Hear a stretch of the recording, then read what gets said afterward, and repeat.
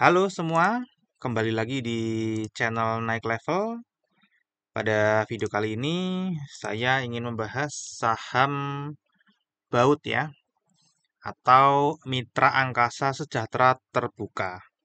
Ya, sesuai dengan namanya BAUT, jadi ini perusahaan yang menjual mur dan baut ya. Jadi ini RJ Steel sebagai bisnis model untuk penjualan mur dan baut. Ini menggunakan sistem waralaba atau kemitraan pertama di Indonesia. Ini merek-mereknya saya juga nggak terlalu familiar dengan merek-merek mur dan baut ya. Oke, baut ini sudah rilis laporan keuangan tutup tahun 2022 tanggal 3 Maret 2023. Dan hari ini tanggal 16 Maret harganya masih tidur aja, nggak ada gerakan sama sekali. Dan ini termasuk saham gocap.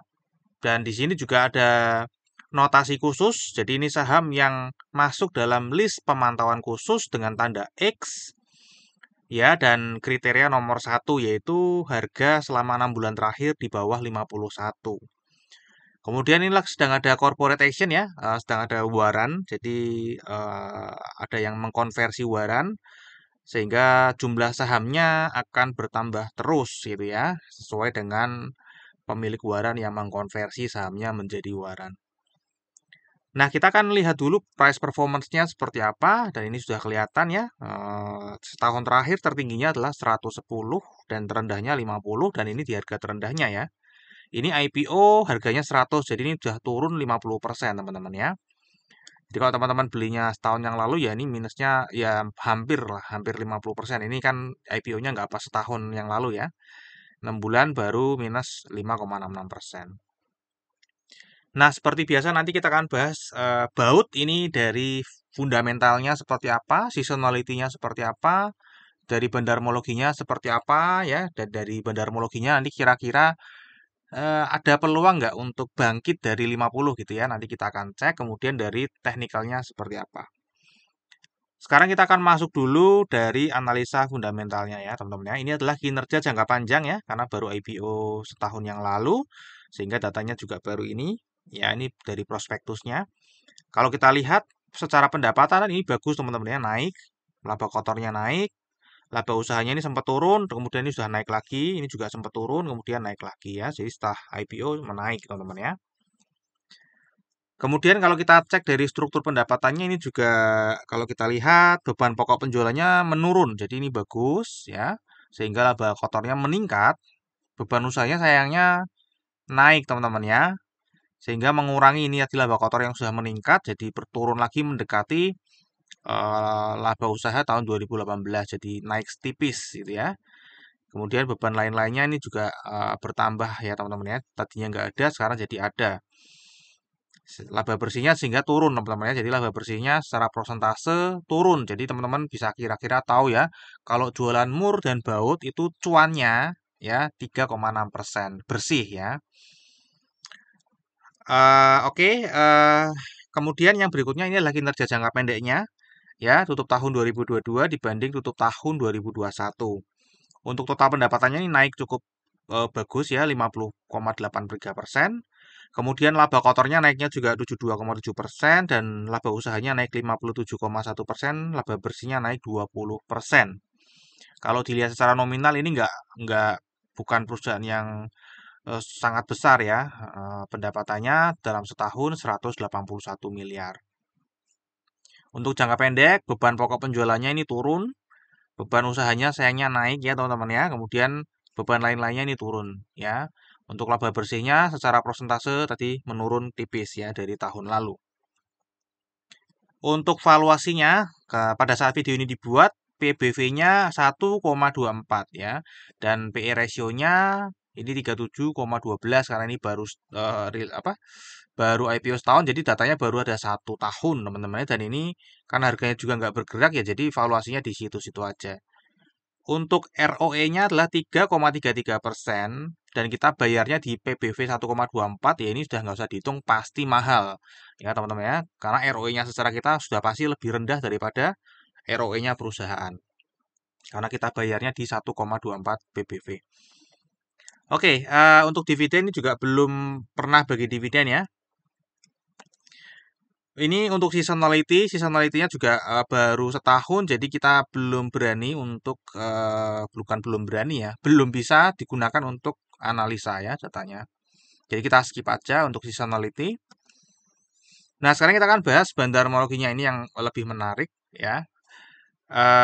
Ini pemegang sahamnya ya, NA Fasteners Private Limited ya, 54 ini pengendali, kemudian ada PT Fast Bersama, kemudian sisanya ini yang di masyarakat ya. Ini ada director yang punya sahamnya cukup besar ya, 2,9 juta.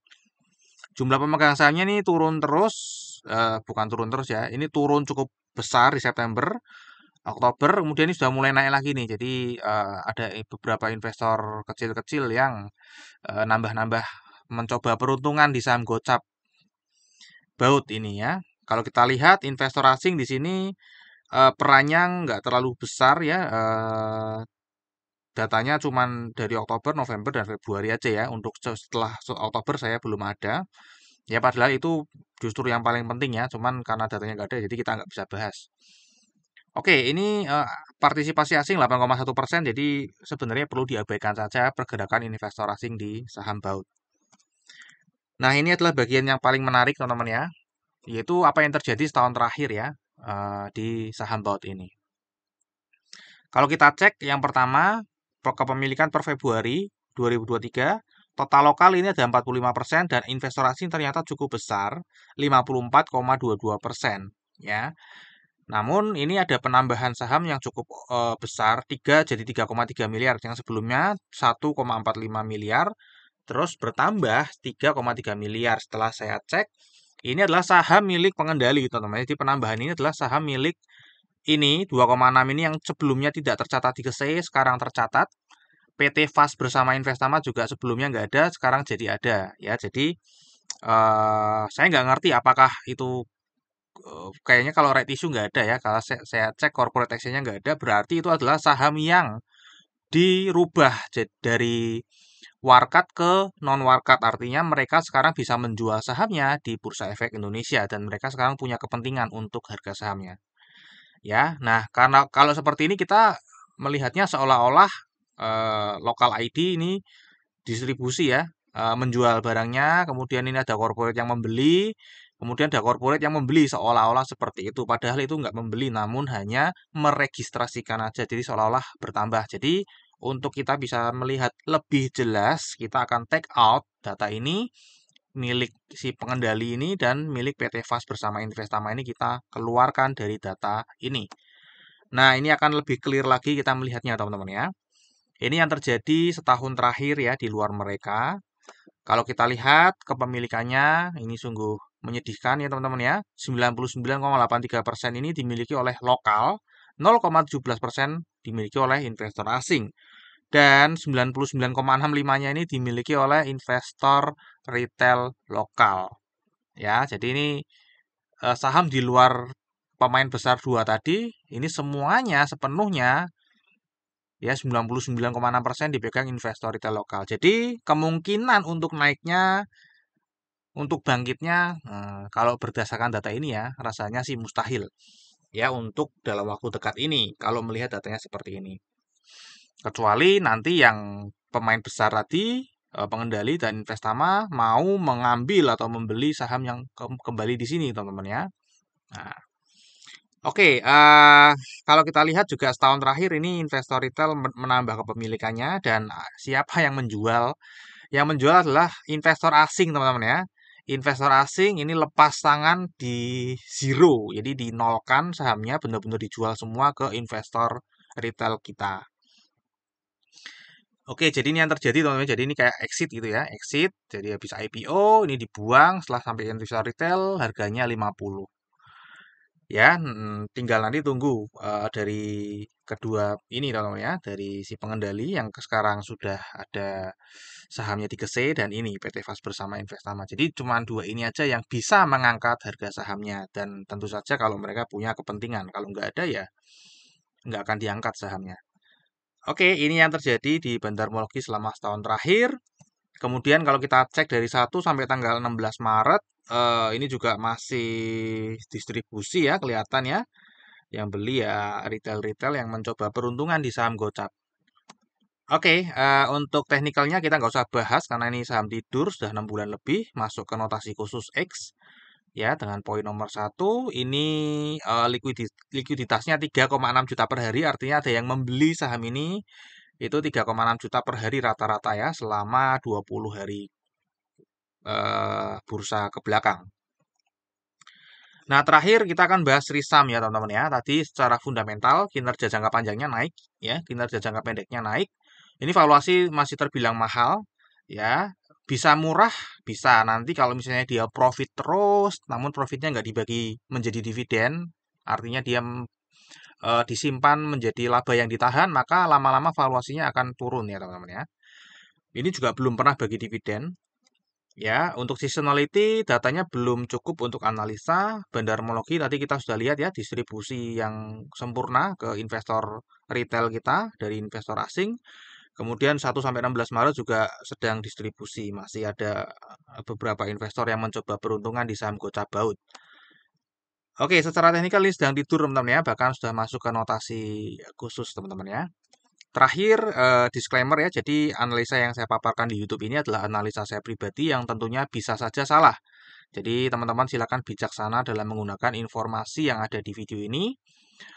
Silakan analisa sendiri ya, sebelum teman-teman memutuskan menjual atau membeli saham ini. Jadi saya tidak mau merekomendasikan jual atau beli ya. Silakan teman-teman memutuskan sendiri karena kalau jual rugi itu ruginya teman-teman sendiri, kalau jual untung yaitu untungnya teman-teman sendiri ya. Jadi saya nggak akan pernah memberikan saran untuk jual atau beli ya. Silakan teman-teman analisa sendiri karena itu resikonya teman-teman sendiri. Oke, sampai di sini dulu. Sampai jumpa di video saya yang berikutnya.